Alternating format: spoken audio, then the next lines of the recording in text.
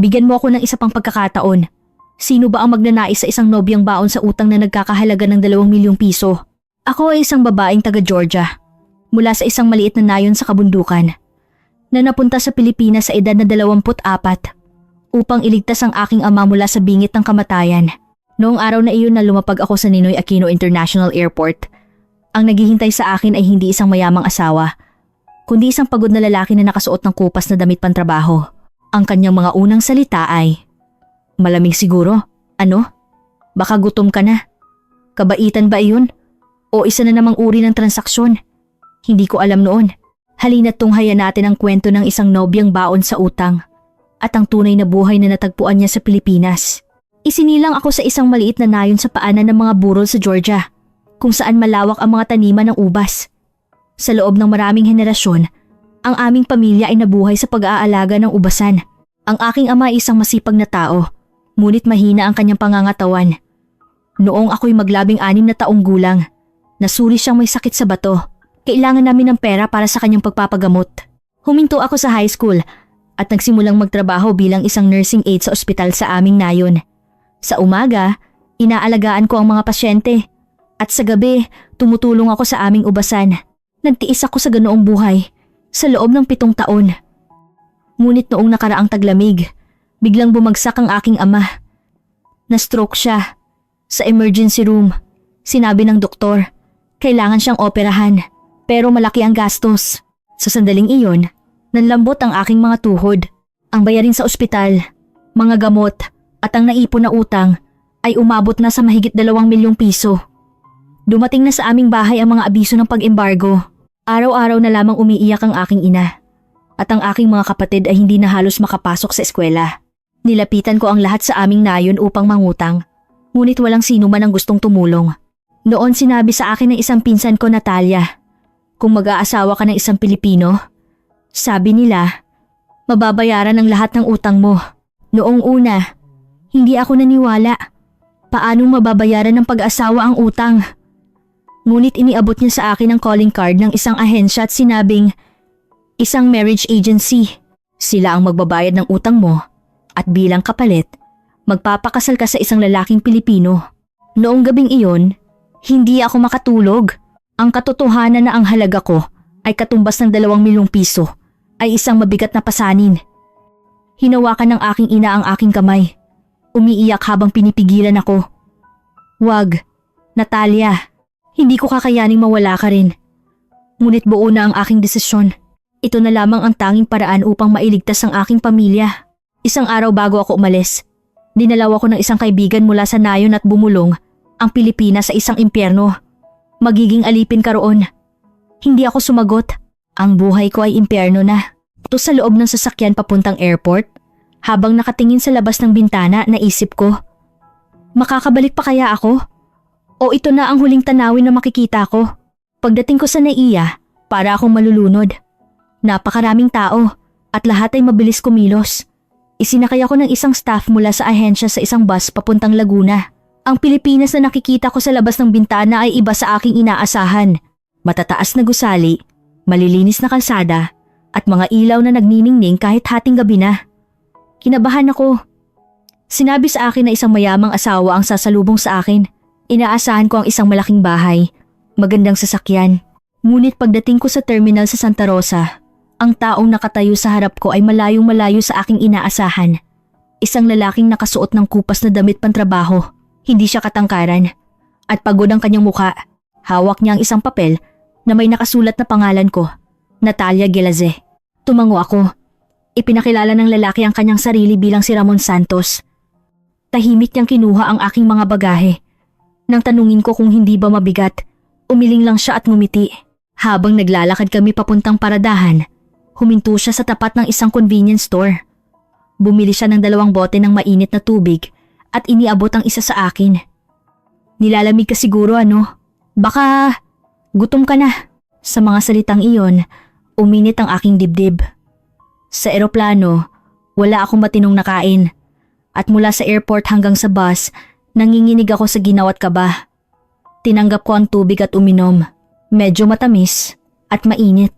Pagkasakay namin sa kanyang lumang ngunit maayos na kotse, Binuksan niya ng todo ang aircon, ngunit sa heater. Kung natatakot ka, dahan-dahan lang tayo. Nagtaka ako sa sinabi niya.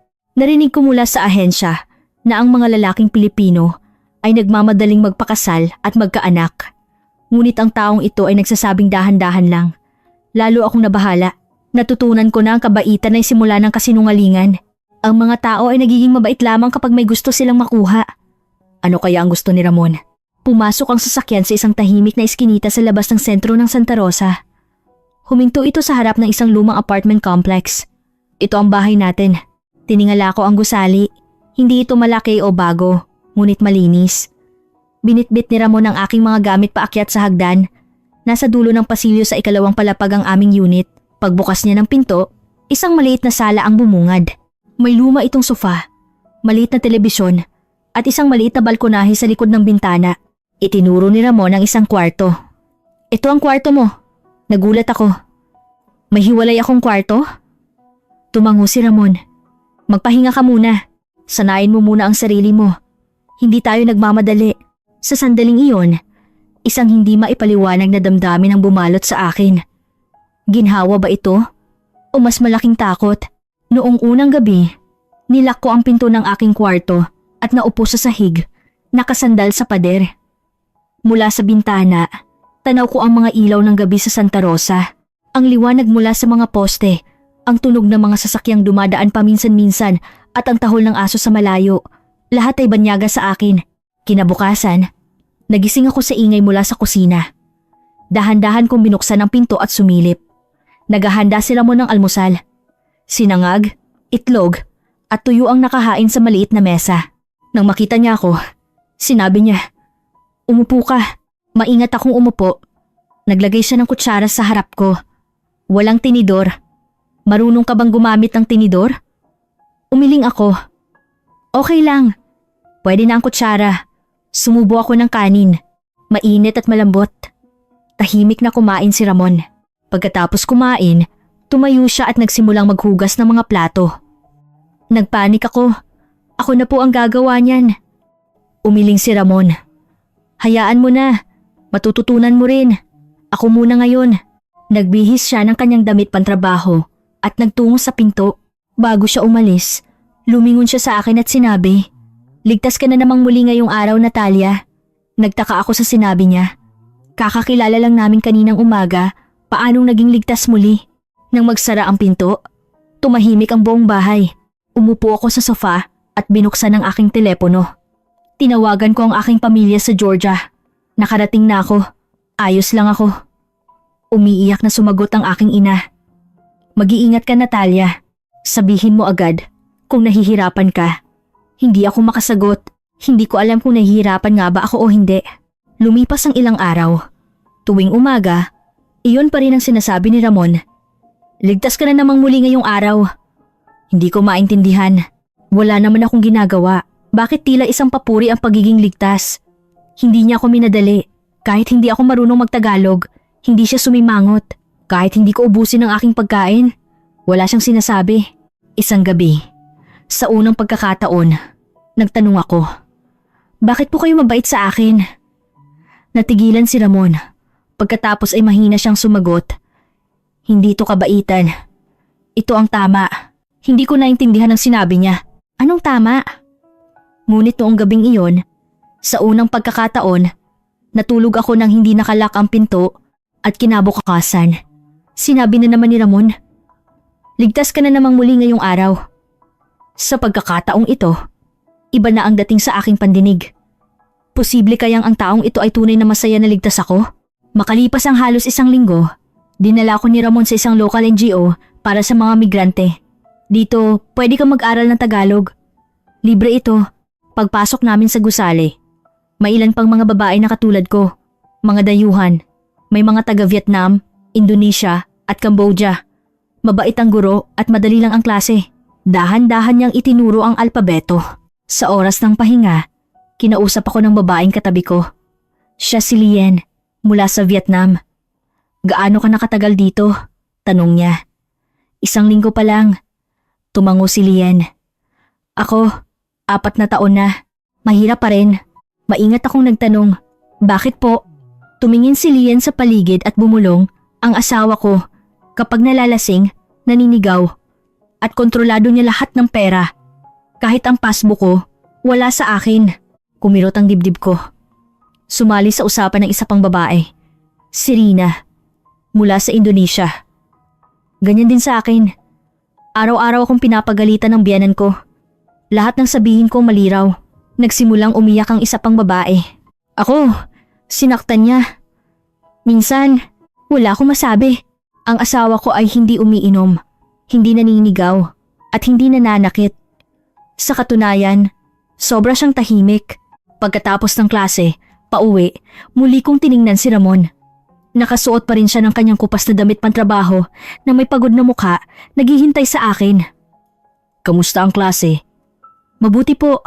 Sa loob ng sasakyan, naisip ko, posible kayang sinuwerte ako? Ngunit noong gabing iyon, nagsimulang magbago ang lahat. Isang babae na nakilala ko sa NGO ang tumawag sa akin. Hindi ko matandaan ang kanyang pangalan, ngunit malinaw ang kanyang muka. Bumulong siya sa aking tainga. Huwag kang magtitiwala sa asawa mo. Nagulat ako at nagtanong. Bakit? Umiling siya at sinabi, ang mga lalaki, mabait lang sa simula. Pagkatapos, nagbabago sila. Mag-ingat ka. Noong gabing iyon, hindi ako makatulog. Ang kabaitan ba ni Ramon ay isang kasinungalingan? O totoo? Hindi ko alam. At kinabukasan, nagsimula ang tunay na problema. Ang pangalan ng babae ay Susan Reyes. Nalaman ko kalaunan na dati siyang nagtrabaho sa isang international marriage agency. Ngayon, nakatira siya sa Laguna at nagpapanggap na tumutulong sa mga dayuhang asawa. Madalas siyang magpakita sa NGO, nagkukunwaring mabait upang mapalapit sa mga babae. Kung may problema kayo, tawagan niyo lang ako. Tutulungan ko kayo. Binigyan niya rin ako ng kanyang numero. Noong una, nagpapasalamat ako sa isang tulad ko na hindi marunong magtagalog at walang kakilala. Masaya akong mayroong handang tumulong. Ngunit habang lumilipas ang panahon, may mga kakaiba akong napansin. Si Susan ay masyadong detalyado kung magtanong tungkol sa aking buhay. Magkano ang sweldo ng asawa mo? Sino ang may hawak ng passbook? Nagpapaalam ka ba kapag lumalabas? Sumagot ako. Hindi ko po alam. Si Ramon na po ang bahala sa lahat. Sumimangot si Susan. Hindi pwede yan. Dapat, ikaw ang may kontrol sa pera mo. Naguluhan ako. Pera ko po? Siyempre. Kapag nagtrabaho ka, may sweldo ka. Paano kung kunin lahat ng asawa mo? Hindi pa ako nagsisimulang magtrabaho. Mahina pa ako sa Tagalog at hindi ko alam kung ano ang kaya kong gawin. Nagpatuloy si Susan. Dapat, marunong kang tumanaw ng utang na loob bilang isang dayuhang asawa. Pero huwag kang magpapakatanga. Ang mga salitang iyon ay tumatak sa aking isipan. Sa pagitan ng utang na loob at katangahan. Nasaan ako? Ilang araw ang lumipas, tumawag si Susan. Natalia, sinuri mo na ba kung saan ginagastos ng asawa mo ang pera? Nagulat ako. Bakit ko po gagawin iyon? Hindi mo ba alam? Baka ginagastos niya sa ibang babae. Naramdaman ko ang galit. Hindi ganoong tao si Ramon. Ngunit patuloy na nagtanim ng pagdududa si Susan. Masyado kang inosente. Lahat ng lalaki, pare-pareho lang. Isang araw, hiningi ni Susan na tingnan ng cellphone ko. Maraming scam dito sa Pilipinas. Titingnan ko para sa'yo. Tumanggi ako. Ngunit hindi siya sumuko. Lingid sa aking kaalaman, tinawagan pa niya si Ramon. Isang gabi, mahinahong sinabi ni Ramon, may tumawag sa aking babae. Si Susan daw. Pinagpawisan ako ng malamig. Ano po ang sinabi niya? Binanggit niya ang tungkol sa pamilya mo, kung gaano kalaki ang utang ninyo. Namula ang aking mukha. Iyon ang pinakatatago kong lihim. Kalmadong sinabi ni Ramon. Ayos lang. Alam ko na ang lahat. Noong gabing iyon, nag-text si Susan sa akin. Iiwan ka rin ng lalaking yan. Sino ba ang magtatagal sa isang nobyang baon sa utang? Napaiyak ako sa text na iyon. Posible kayang totoo nga? Ang kabaitan ba ni Ramon ay magwawakas din balang araw? Habang nagpapatuloy ang mga atake ni Susan, isang tawag ang dumating mula sa Georgia. Isang lalaki na nagngangalang Georgie. Nakuha raw niya ang numero ko sa pamamagitan ng isang kamag-anak. Natalia. Si Georgie ito. Naaalala mo ba ako? Naalala ko siya. Si Georgie ay isang broker sa Georgia. Sa salita, tumutulong siya sa mga nangangailangan. Ngunit sa katotohanan, kilala siya sa pangingikil ng pera. Bakit ka tumawag? Narinig kong nasa Pilipinas ka raw. Kamusta ka na dyan? Maingat akong sumagot. Ayos lang po. Tumawa si Georgie. Isang nakakainis na tawa. Narinig ko, ang mga lalaking Pilipino, ginagawang parang alipin ang mga dayuhang asawa. Ganyan ka rin ba? Nagalit ako. Hindi, mabait si Ramon. Talaga? Kumikita ka ba ng pera? Hindi ako sumagot. Nagpatuloy si Georgie. Ang utang ng pamilya mo, hindi pa bayad, di ba? Humingi ka ng pera sa asawa mong Pilipino. Mayaman yan. Gusto ko nang ibaba ang telepono.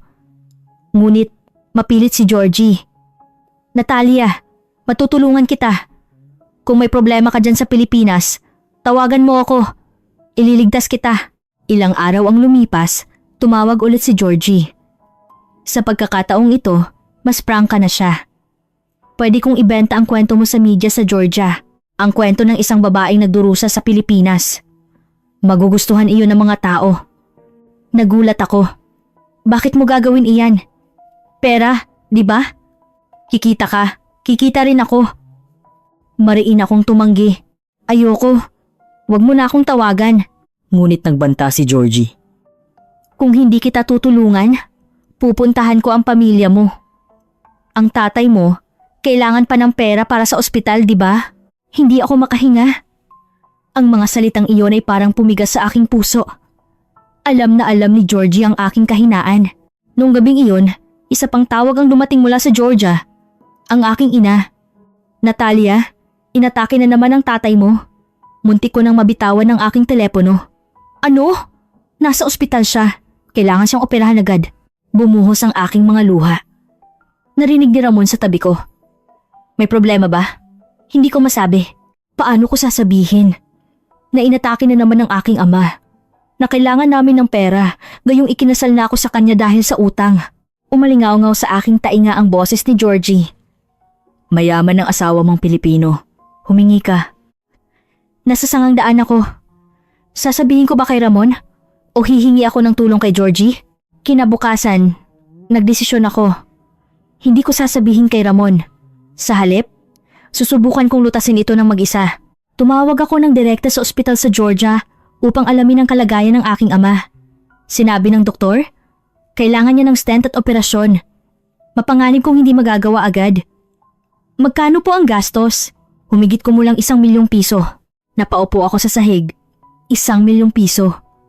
Iyon ay katumbas ng ilang taong sahod ni Ramon. Hindi ko alam kung anong gagawin.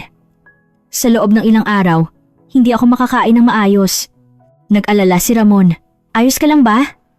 Tumango ako. Opo, ayos lang. Ngunit nagsisinungaling ako. Malapit na akong bumigay. Gabi-gabi, tinitingnan ko ang aking bank app. Walang laman ng account ko. Gusto kong tingnan ang account ni Ramon, ngunit hindi ko magawa. Isang gabi, kumatok si Ramon sa pinto ng aking kwarto. Natalia, pwede ka bang lumabas sandali? Binuksan ko ang pinto, nakaupo si Ramon sa sofa sa sala. Mahinahon siyang nagsalita. Mukhang may itinatago ka. Bumuhos ang aking mga luha. Hindi ko na kayang itago. Inatake po ang tatay ko. Kailangan siyang operahan. Tumango si Ramon. Magkano ang kailangan? 1 milyon piso po. Natahimik si Ramon sandali. At pagkatapos ay sinabi niya, bukas, pumunta tayo sa bangko malapit sa munisipyo. Nagulat ako. Bakit po? Kailangan nating kumuha ng loan. Napahagulgol ako. Wag po. Hindi kayo dapat magkautang dahil sa akin. May utang na nga po ako sa inyo. Hinawakan ni Ramon ang aking kamay. Ito ang unang pagkakataon na hinawakan niya ang kamay ko. Pamilya tayo, di ba? Sa isang salitang iyon, gumuho ako. Pamilya. May isang taong tumawag sa akin na pamilya. Ngunit ang aking kagalakan ay panandalian lamang. Tumunog ang telepono ni Ramon. Isang tawag mula sa kanyang trabaho. At ang tumawag ay si Susan Reyes. Nalaman ko kalaunan na tumawag si Susan sa kumpanya ni Ramon at sinabing ang asawa ni Ramon ay may problema sa pera. Baka may problema sa sweldo niya. Nagsimulang mag-alinlangan ang mga kasamahan niya. Walang sinabi si Ramon pag-uwi niya ng gabing iyon. Ngunit alam ko, mas lalo siyang nalugmok. Nagalit ako kay Susan. Ngunit mas nagalit ako sa aking sarili. Ako ang naging sanhi ng lahat. Kinabukasan, nagdagdag si Ramon ng pangalawang trabaho sa gabi. Nagtatrabaho siya sa umaga at nagtatrabaho rin sa gabi bilang mekaniko. Mahirap ang trabaho. Nagbubuhat siya ng mabibigat na kagamitan, sumusuot sa ilalim ng mga sasakyan habang nalalanghap ang amoy ng langis buong araw. Naririnig ko siyang umuuwi ng madaling araw. Ang tunog ng paghuhugas niya ng kamay sa banyo at ang mahinang ungol. Isang umaga, nakita ko ang mga bakas ng dugo sa lababo. Nang tingnan ko ang mga kamay ni Ramon, puno ito ng mga sugat. Nasugatan po kayo? Itinago ni Ramon ang kanyang mga kamay. Okay lang ito. Normal lang sa trabaho. Kumirot ang dibdib ko. Para mailigtas ang aking ama, si Ramon ang nasasaktan. Ilang araw ang lumipas. Umalis din si Ramon kahit weekend. Maglilinis daw siya ng garahe ng isang kliyente. Kailangan kong kumita pa. Pinigilan ko siya. Magpahinga po kayo. Paano kung magkasakit kayo? Ngunit umiling si Ramon. Okay lang. Mas mahirap pa rito ang naranasan ko noong bata ako. Nagsisinungaling siya. Alam ko. Ang kanyang mukha ay lalong pumapayat at hindi na siya kumakain ng maayos. Isang gabi, bumagsak si Ramon sa garahe. Isang katrabaho niya ang tumawag. Natalia, nasa ospital si Ramon. Nagmadali akong pumunta sa ospital sakay ng taxi. Nang makita ko si Ramon na nakahiga sa emergency room, bumuhos ang aking mga luha. Sinabi ng doktor, pagod. Kailangan niyang magpahinga ng ilang araw. Umupo ako sa tabi ni Ramon. Hinawakan ko ang kanyang kamay. Isang kamay na puno ng sugat at kalyo. Patawad po. Idinilat ni Ramon ang kanyang mga mata. Bakit ka humihingi ng tawad? Dahil sa akin. Nangyari ito sa inyo, di ba? Umiling si Ramon. Pinili ko ito. Hindi ko na napigilan. Sumigaw ako. Mamamatay ka sa ginagawa mo. Itigil mo na to. Nagulat si Ramon sa akin. Ito ang unang pagkakataon na sinigawan ko siya. At noon, sa unang pagkakataon, nagsimulang ikwento ni Ramon ang kanyang nakaraan. Ang totoo, ako rin. Napigil ko ang aking hininga. Anong sasabihin niya? Umupo si Ramon sa kama at dahan-dahang nagsimulang magsalita. Noon, baon din ako sa utang. Nagulat ako.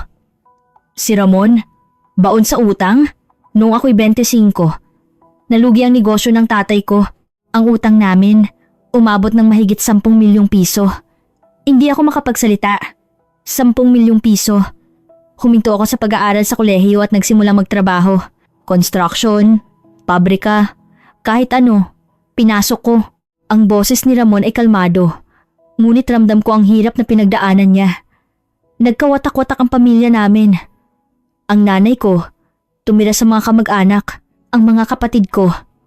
Humanap ng sarili nilang paraan para mabuhay. Ipinakita ni Ramon ang kanyang mga kamay. Sa mga kamay na ito, nagtrabaho ako ng 12 taon at nabayaran ko ang lahat ng utang. Bumuhos ang aking mga luha. Pero, bakit ninyo uulitin na magkautang? Tumingin si Ramon ng diretso sa akin. Noon, natutunan ko kung gaano kasaklap kapag ang isang tao ay hinuhusgahan dahil sa pera. Pumupunta ang mga naniningil sa bahay namin. Kinukuha ang mga gamit, ang mga alahas na iniingatan ng nanay ko, ang relo ng tatay ko. May namumuong luha sa mga mata ni Ramon. Tinawag kaming basura na hindi makapagbayad ng utang. Kapag may nakakasalubong kaming kakilala sa daan, iniiwasan kami. Mas hinigpitan ko ang hawak sa kamay ni Ramon. Kaya nangako ako sa sarili ko. Kung sakaling makakakilala ako ng isang tao, hindi ko siya huhusgahan dahil sa pera. Tinitigan ako ni Ramon. Nang una kitang makita, Natalia, alam ko na, ang taong ito, katulad ko, may mabigat na pinapasan, napahagulgul ako. Kaya sinabi ninyong dahan-dahan lang tayo, para hindi ako matakot.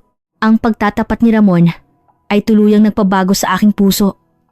Sa unang pagkakataon mula nang dumating ako sa Pilipinas, naramdaman kong ako ay tinuturing na isang tao, hindi isang nobyang baon sa utang, kundi si Natalia. Noong gabing iyon, sa unang pagkakataon, tinawag ko si Ramon sa kanyang unang pangalan. Kenta-san, sabi ko. Ay hindi, Ramon. Ngumiti siya habang nakayuko. Oo, Natalia. Ngunit ang aming kaligayahan ay hindi nagtagal. Kinabukasan, tumawag si Georgie at sinabi niya, "Mayroon akong ebidensya na binili ka ng asawa mo. Magsisisi ka." Nabitawan ko ang aking telepono. Ano ang binabalak ni Georgie? Ang banta ni Georgie ay simula pa lamang. Sa Georgia, sinimulan niyang baluktutin ang aking kwento. Ikinalat niya ang chismis na isang mahirap na babaeng taga Georgia ay binili ng isang Pilipino. Nagpa-interview pa siya sa media bilang isang human rights activist. Ang mga international marriage na ito ay modern day human trafficking. Tinutulungan ko ang mga biktima.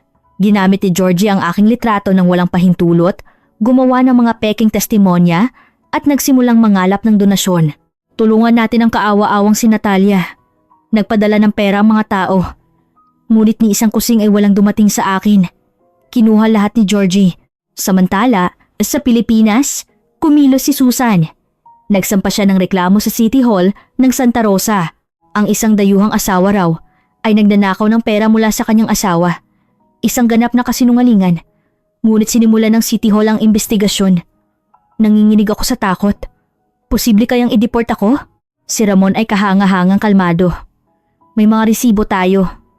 Hindi nagsisinungaling ang sistema. Nagsimula siyang ikutin ng bangko, ospital, at munisipyo para mangolekta ng mga dokumento. Bank transfer records, mga resibo ng ospital, mga voice recording. Inipon niya ang lahat. Sa unang pagkakataon, naramdaman ko ang lakas ng burokrasya ng Pilipinas. Lahat ay may record. Hindi ka pwedeng magsinungaling. Ipinatawag kami ng isang opisyal mula sa City Hall. Base sa aming investigasyon, ang reklamo ay walang katotohanan. Iyon ang sandali na nabunyag ang kasinungalingan ni Susan, ngunit hindi sumuko si Susan. Inilabas niya ang kanyang huling baraha. Ako mismo ang pupunta sa Georgia para kausapin ang pamilya ni Natalia. Ilalabas ko ang katotohanan. Natakot ako. Kung makaharap ni Susan ang aking pamilya, hindi ko alam kung ano ang sasabihin niya. Sinabi ni Ramon, tayo ang mauuna. Ano po? Pupunta tayo sa Georgia. Kung hahayaan kitang mag-isa, may iba na namang mambubuyo sa'yo. Hindi ako makapaniwala. Pupunta si Ramon sa Georgia para sa akin, ngunit mahal ang plane ticket. At may utang na si Ramon. Ayos lang, kukuha ako ng unpaid leave. Napaluha ako hanggang saan ang kayang isakripisyo ng taong ito para sa akin. Sumakay kami sa eroplano papuntang Georgia. Sabi ni Ramon, ito ang unang international flight niya. Namamangha siyang nakatingin sa labas ng bintana. Pagdating namin sa Georgia, kinabahan ako. Matagal ko nang hindi nakikita ang aking bayan. Ngunit hindi ako masaya. Nahihiya ako. Nagpunta kami sa ospital. Nakahiga sa kama ang aking ama. Sobrang payat niya. Nang makita niya ako, tumulo ang kanyang luha. Natalia, hinawakan ko ang kanyang kamay. Itay, tumingin ang aking ama kay Ramon. At pagkatapos ay umiwas siya ng tingin. Patawad, naibenta ko ang aking anak. Hindi ako makahinga. Sinasaktan ng aking ama ang kanyang sarili. Lumuhod si Ramon sa harap ng aking ama. At yumuko siya at sinabing, Ginoo, hindi ninyo ipinagbili ang inyong anak. Iniligtas ninyo siya. At hindi ko kinuha si Natalia, kundi nakilala ko siya. Umiyak ang aking ama. Umiyak si Ramon. Umiyak din ako. Noong sandaling iyon, bumukas ang pinto ng kwarto. Pumasok si Georgie. At sa likod niya, si Susan. Ito ang sandali ng kanilang paghaharap. Sumigaw si Georgie. Ang lalaking ito ang bumili kay Natalia. May ebidensya ako. Sumang-ayon si Susan. Ang babaeng ito ay pumunta rito para sa pera. Walang pag-ibig dyan. Nanginginig ako. Ngunit si Ramon ay mahinahong kinuha ang isang folder ng mga dokumento mula sa kanyang bag. Mga bank transfer record, mga resibo ng ospital, mga voice recording, at ang confirmation letter mula sa City Hall. Lahat ng ebidensya. Ito ang katotohanan. Inilatag ni Ramon ang mga dokumento. Ang perang ipinadala ko sa pamilya ni Natalia ay pambayad lahat sa ospital. Narito ang mga resibo. Nanigas ang mukha ni Georgie. At ang mga tsismis na ikinalat ni Ginang Susan ay pawang kasinungalingan. Narito ang resulta ng investigasyon ng City Hall. Nagpanik si Susan. Nagpatuloy si Ramon. Ang mga donasyon na inipon ni Ginoong Georgie. Ni isang kusing ay hindi nakarating kay Natalia. Narito ang bank records mula sa Georgia. Sumigaw si Georgie. Sinungaling. Ngunit hindi nagsisinungaling ang mga dokumento. Ang detalyadong sistema ng Pilipinas at Georgia ang nagpatunay sa lahat ng katotohanan. Nagtipon ng mga tao sa ospital at tinawag ang pulisya. Si Georgie at Susan ay pinalabas. Hinawakan ng aking ama ang kamay ni Ramon. Salamat. Yumuko si Ramon. Hindi po. Ako po ang dapat magpasalamat. Noong gabing iyon, dinalaw kami ng mga taga-nayon. Noong una, may pagdududa sa kanilang mga mata. Ngunit nang malaman nila ang katotohanan, napalitan ito ng respeto. Pagkabalik namin mula sa Georgia, unti-unting nalaman sa Pilipinas ang aming kwento. May nagpost sa social media at nagkaroon ng interes ang mga tao. Nagsimulang dumating ang tulong. May mga taong gustong magpadala ng pera. Ngunit magalang na tinanggihan ni Ramon ang tulong pinansyal. Nagpapasalamat po kami. Pero okay lang po kami. Sa halip, kung maaari po, magpadala na lang kayo ng mga gamit medikal sa nayo ni Natalia. Tinanggap ng mga tao ang mungkahi ni Ramon. Mga gamit medikal, gamot, at suporta para sa isang maliit na mobile clinic ang ipinadala. Nagkaroon ng mobile clinic sa nayon sa Georgia. Hindi ito malaki, ngunit nakatulong ito sa mga maisakit.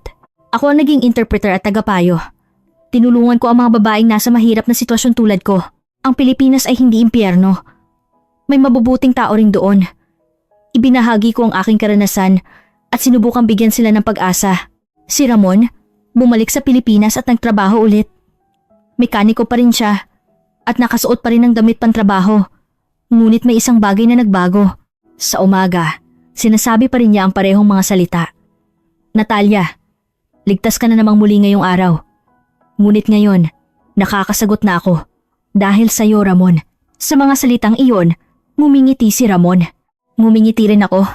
Naging matagumpay ang operasyon ng aking ama at bumalik ang kanyang kalusugan.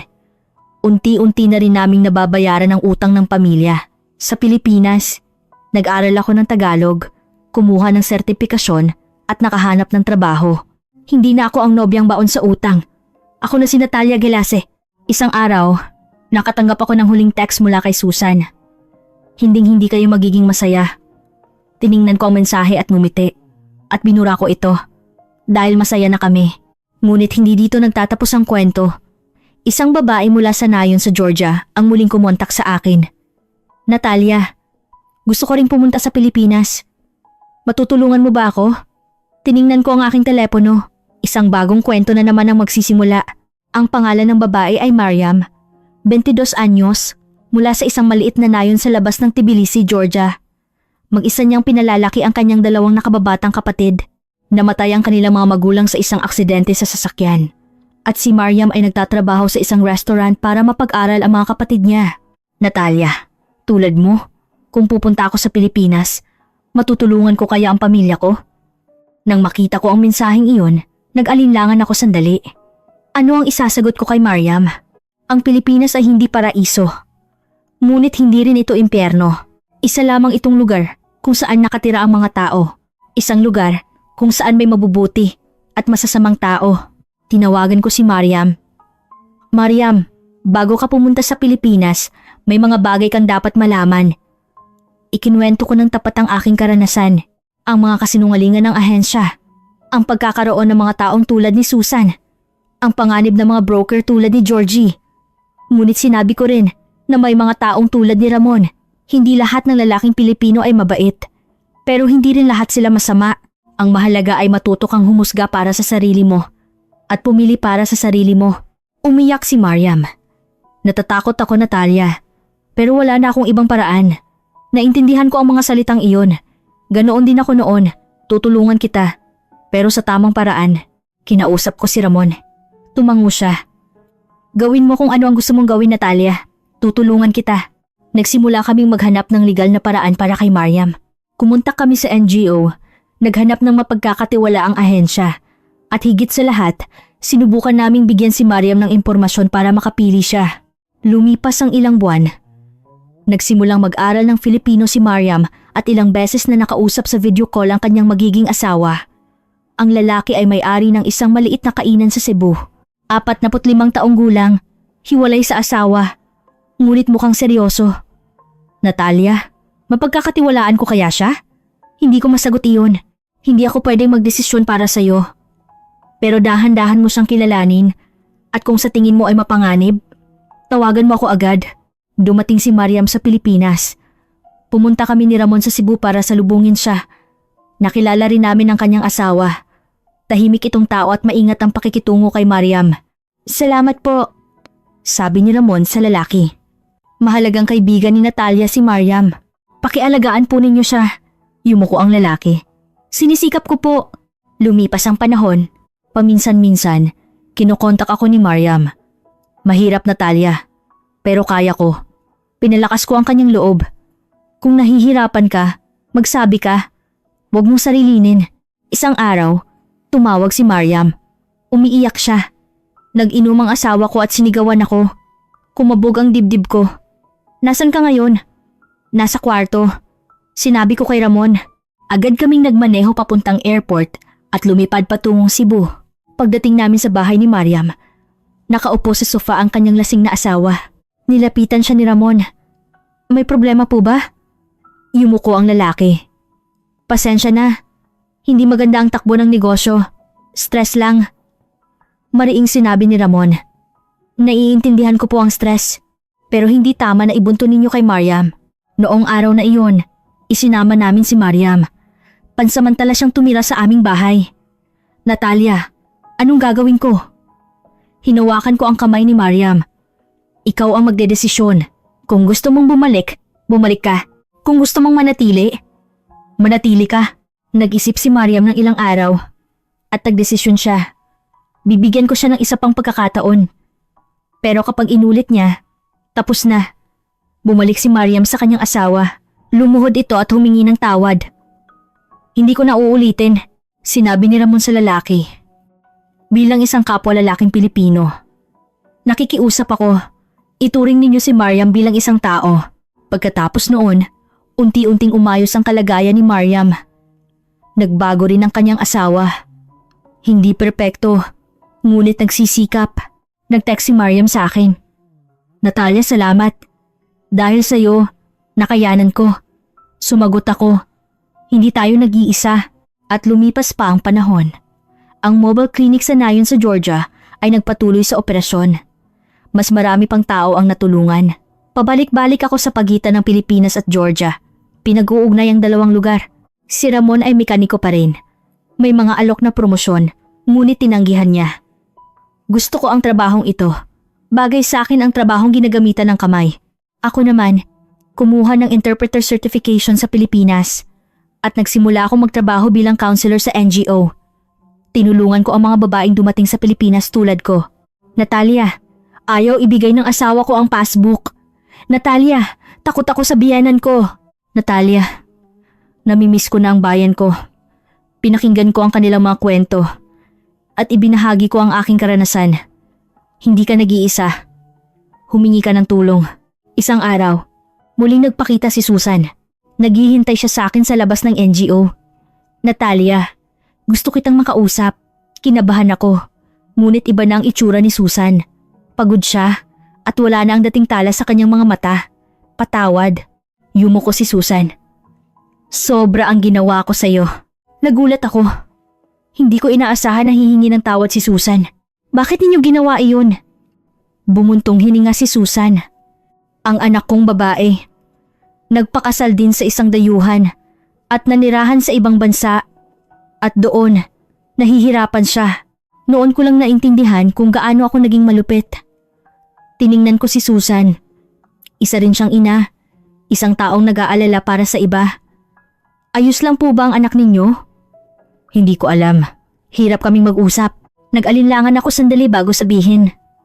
Kung may maitutulong po ako, sabihin niyo lang. Tumulo ang luha ni Susan. Salamat. Kahit na ganito ang ginawa ko sa'yo. Umiling ako. Tapos na po yun. Noong gabing iyon, sinabi ko kay Ramon, pinatawad ko na si Susan. Ngumiti si Ramon. Matatag ka, Natalia. Umiling ako. Hindi ako matatag. Natuto lang akong umintindi. Lahat ng tao ay may dahilan. Hinawakan ni Ramon ang aking kamay. Kaya mahal kita. Namula ang aking muka. Iyon ang unang pagkakataon na sinabi ni Ramon na mahal niya ako. Mahal din kita. Ramon, Ngumiti kami. At noong gabing iyon, sa unang pagkakataon, natulog kami sa iisang kwarto. Wala nang takot. Kinabukasan, sinabi na naman ni Ramon ang dati niyang sinasabi. Ligtas ka na namang muli ngayong araw, Natalia. Ngunit sa pagkakataong ito, ako ang naunang sumagot. Ligtas tayong dalawa, Ramon. Tumawag ang aking ina mula sa Georgia. Natalia, nagtatanong ang tatay mo kung kailan daw niya makikita ang apo niya. Natawa ako. Malapit na, inay. Pagkababa ko ng telepono, tiningnan ko si Ramon. Ngumiti rin siya. Ang aming kwento ay hindi pa tapos. Sa katunayan, baka ngayon pa lang ito nagsisimula. Ang buhay ko na nagsimula bilang isang nobyang baon sa utang ay naging buhay ng isang taong nakakatulong sa iba. At sa tabi ko, palaging nandoon si Ramon. Natalia, anong gusto mong hapunan? Kung anong gusto mo, Ramon. Kung anong gusto mo, iyon ang lulutuin natin. Patuloy pa rin naming inaalala ang isa't isa. Iyon pala ang ibig sabihin ng pag-ibig. Sa labas ng bintana, tanaw ko ang papalubog na araw sa Santa Rosa. Isa-isang umiilaw ang mga poste. Umuuwi na ang mga tao at lumalalim na ang gabi. Gusto ko ang tanawing ito. Ang lugar na ito na dati banyaga, ngayon ay tahanan ko na. At balang araw, ang magiging anak ko ay lalaki rin habang pinagmamasdan ng tanawing ito. Isang batang may dugong Georgian at Pilipino. Sasabihin ko sa kanya, sa mundo, may mabubuti at masasamang tao. Pero huwag kang susuko. Palaging may darating na taong magpoprotekta sa'yo. Sumigaw si Ramon mula sa kusina. Natalia, luto na ang pagkain. Papunta na. Tumayo ako mula sa aking upuan. At naisip ko, sinuwerte ba ako o magaling lang akong pumili? Siguro, pareho. Ngunit ang sigurado, hindi na ako ang nobyang baon sa utang. Ako si Natalia Gelaze, asawa ni Ramon Santos, at pag-asa para sa iba.